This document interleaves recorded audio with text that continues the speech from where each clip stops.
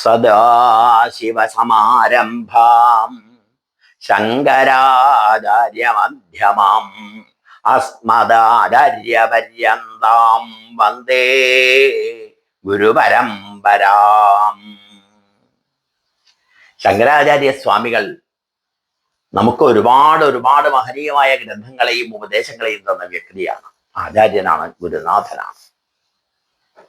അദ്ദേഹം തന്ന ഗ്രന്ഥങ്ങളിൽ, രത്നങ്ങളിൽ ഏറ്റവും തിളക്കമാർന്ന ഒരു രത്നമാണ് സൗന്ദര്യലഹരി. ഈ സൗന്ദര്യലഹരിയെ കുറിച്ച് ഒരു ചെറിയ വിവരണം ഭാഗവത സോപാനം എന്ന യൂട്യൂബിൽ ഇവിടെ സമർപ്പിക്കുകയാണ്. ശങ്കരാചാര്യ സ്വാമികൾ ആണ് എഴുതിയത് എന്നൊരു അഭിപ്രായം ഒരു ഭാഗത്തുണ്ട്. എന്നാൽ ഈ സൗന്ദര്യലഹരി ആദ്യം എഴുതിയത് ആരാണ് എന്നൊരു വിവരണമുണ്ട്. ദ്രവിഡ ശിശു എന്ന് പറയുന്ന ഒരു മഹാപണ്ഡിതൻ ആണ് എഴുതിയത് എന്ന് പറയപ്പെടുന്നു. ദ്രവിഡ ശിശുവിനെ ജന്മം നൽകിയ സമയത്ത് അമ്മ ആ കുട്ടിയെ കാട്ടിൽ ഉപേക്ഷിച്ചു പോകുന്നു.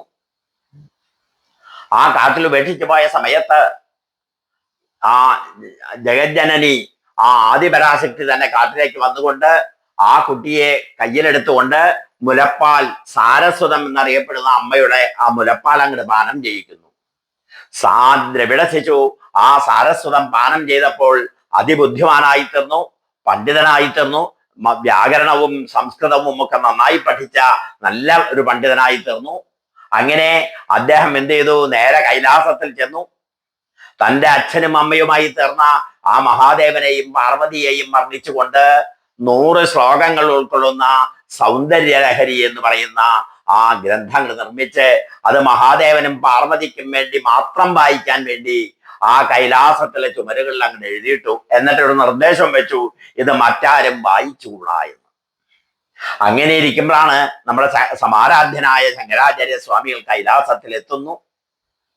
കൈലാസത്തിലെത്തി ശങ്കരനെ കണ്ട് ദർശിച്ചു കഴിഞ്ഞ് മടങ്ങുന്ന സമയത്ത് അറിയാതെ ആ ശ്ലോകം എഴുതിയ ദ്രവിഡ ശിശു ശ്ലോകം എഴുതിയിട്ട സ്ഥലത്തേക്ക് അങ്ങ് നോക്കിയപ്പോൾ ആ സുന്ദരമായ ആദ്യത്തെ ശ്ലോകമാണ് കണ്ടത്. ഏതാ? ശിവശക്യായുക്തോ യതി ഭവതി ശക്രപ്രഭവിതം ന ചേദേവം ദേവോ ന ഖലു കുശലസ്പന്ദിതുമപി അതസ്ത്വാമാരാധ്യാം ഹരിഹരവിരിഞ്ചാദിഭിരവി പ്രണന്തും സ്തോതും വാകഥം അകൃതപുണ്യപ്രഭവതി. ഇതങ്ങനെ കണ്ടപ്പോൾ ശങ്കരാചാര്യ സ്വാമികളെ വേഗം വായിക്കാൻ തുടങ്ങി. ശങ്കരാചാര്യക്ക് ഒരൊറ്റ പ്രാവശ്യം വായിച്ചാൽ മതിയല്ലോ ഹൃദയസ്ഥാപാൻ.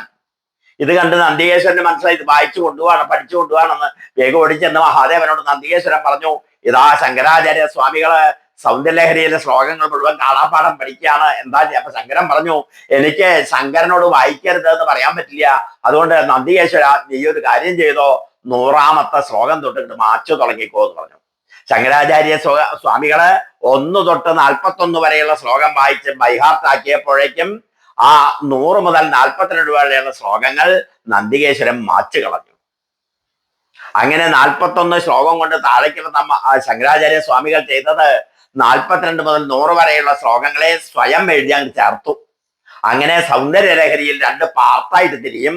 1 മുതൽ 41 വരെയുള്ള ആനന്ദലഹരി എന്ന് പറയുന്ന ദ്രവിഡ ശിശുവിന്റെ സ്വന്തമായ കൃതിയായ ആനന്ദലഹരിയും 42 മുതൽ 100 വരെയുള്ള അമ്മയുടെ സ്വരൂപ വർണ്ണന എന്ന് പറയുന്ന ഭാഗവും. ഈ സൗന്ദര്യലഹരി ദിവസവും വായിക്കുന്നത് വളരെ ശ്രേഷ്ഠമാണ്. ശ്രീചക്രത്തിന്, അമ്മയുടെ ആരാധനയിൽ, ശക്തി ആരാധനയിൽ ശ്രീചക്രത്തിന് വലിയൊരു സ്ഥാനമുണ്ട്. ആ ശ്രീചക്രത്തിന്റെ പൂജയ്ക്ക് തുല്യമാണ് ഈ സൗന്ദര്യലഹരി വായിക്കല്. ഇതിലെ ഓരോ ശ്ലോകങ്ങളും എടുത്ത് പഠിച്ച് അതിന്റെ അർത്ഥം മനസ്സിലാക്കി പഠിക്കാൻ തക്കവണ്ണം ഒരു ക്ലാസ്സും ആരംഭിക്കുന്നുണ്ട്. എന്തായാലും ഈ സൗന്ദര്യലഹരി 100 ശ്ലോകങ്ങൾ വായിച്ച് പഠിക്കുക. നമ്മുടെ ശരീരത്തിലെ 6 ചക്രങ്ങളാണ്. ആ ഷഡാധാരങ്ങളിൽ കൂടെ ഈ കുണ്ടലിനി ശക്തിയെ ഉണർത്തി കൊണ്ടുപോയി സഹസ്രാരപത്മത്തിലെത്തിച്ച് ആ സഹസ്രാരപത്മത്തിൽ നിശ്ചേഷ്ടനായിരിക്കുന്ന ശിവനുമായി ആ കുണ്ടലിനി ശക്തിയെ ചേർക്കുമ്പോൾ അതിമനോഹരമായ വിധത്തിൽ ആ ശിവൻ എഴുന്നേറ്റ് ആനന്ദ നൃത്തം തുടങ്ങുന്നു. ഈ ആനന്ദ നൃത്തം നടത്തണമെന്നാണ് നാരായണ ഗുരുദേവൻ അദ്ദേഹത്തിന്റെ കുണ്ടലിനി പാട്ടിൽ പാടിയത്.